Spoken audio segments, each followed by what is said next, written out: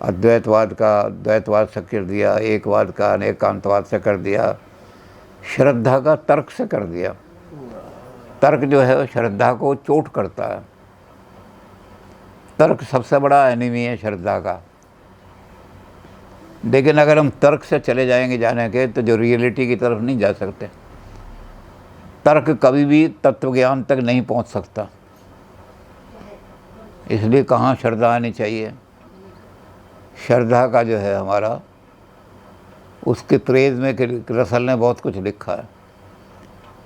इन्होंने कहा कि आप रसल से लो सारी चीज़ें, पाश्चात्य से मिल जाएगा, तर्क और इसका मिलाना है।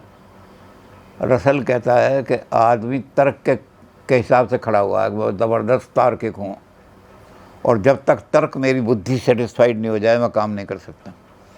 तो उसने एक पैर उठाया, एक पैर आगे रख दिया और एक पैर उठा के खड़ा हो गया। उसने कहा कि ये सिद्ध करो कि जो मेरा ये पैर था, अगला पैर जब मैं रखूँगा तो फिसलूँगा नहीं, गिरूँगा नहीं।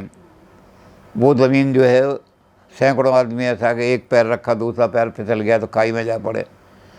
तो तर्क से वो कहेगा कि मैं जब तक ये सिद्ध ना हो जाए कि अगली ज़मीन भी वो ऐसी पक्की है जैसी ये ज़मीन है, और मेरा पैर उस पर फिसलेगा नहीं, वहाँ पानी नहीं है, कीचड़ नहीं है, वो ज़मीन चिकनी नहीं है, हल्की नहीं है, रेतली नहीं है, बल्कि पथरीली ज़मीन है, तो जब ये कर दोगे आप तो मैं तब अपना पैर रखूँगा।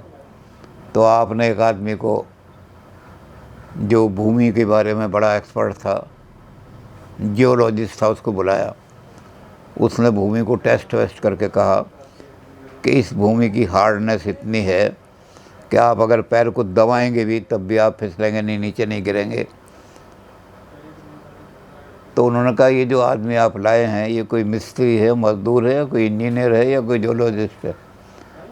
इसकी क्वालिफ़िकेशन क्या है? इसकी बात को मैं कैसे विश्वास करूं? तर्क कह रहा है कि इस आदमी की क्वालिफ़िकेशन बताओ। उन्होंने कहा जी इसने टेरी जो कॉलेज है यूनिवर्सिटी का, वो टेरी कॉलेज से बीटेक किया है। उसने बीटेक तो ऐसे होते हैं सर, सैकड़ों बीटेक के उम्र हैं। एक्सपर्ट आदमी कहाँ है भूमि के बारे में एक्सपर्ट हो? तो इस तरह के क्वेश्चन आप रेज करते जाएंगे, तर्क सेटिस्फाइड नहीं होगा, तो पैर उठाए खड़े रहेंगे क्या आप? तो रसल ने कहा कि नहीं, आपको ये करना पड़ेगा कि फेथ के आधार पर आप अगला पैर, जब मैंने पहला पैर रखा है और ठीक रखा है, तो दूसरा पैर भी फेथ पर रख दो, अगला भी रख दो। गिरोगे जो देखी जाएगी, कोई फिसल जाते हैं, बहुत सारे एक्सीडेंट हो जाते हैं, लेकिन फेथ काम करेगी आपकी, नहीं तो प्रैक्टिकल लाइफ ही ख़त्म हो जाएगी।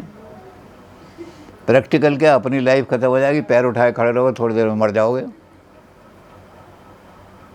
तो तर्क का और श्रद्धा का समन्वय करना बहुत ज़रूरी है। इसलिए भट्टाचार्य कहते हैं कि आपको पाश्चात्य दर्शन के साथ भारतीय दर्शन का समन्वय करना पड़ेगा। अगर समन्वय नहीं करोगे तो एक दूसरे को खंडन करते रहेंगे।